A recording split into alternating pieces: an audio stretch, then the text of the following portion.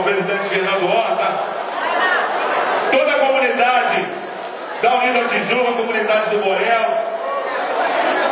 Espero fazer e vou fazer o melhor possível para poder ajudar a Unida Tijuca na avenida e em qualquer lugar.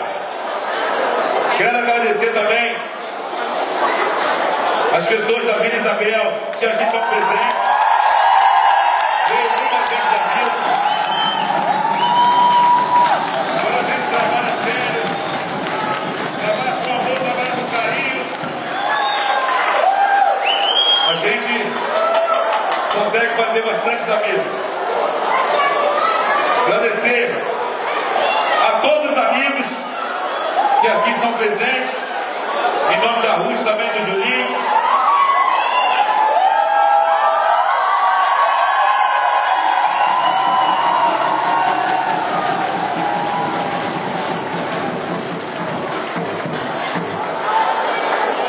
O meu casal de aniversário porta-bandeira, estandarte de ouro, que a Tijuca há muito se orgulhar de ter eles aqui também.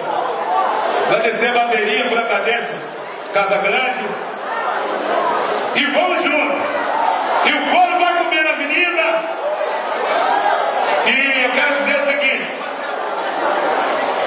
o dia chegou.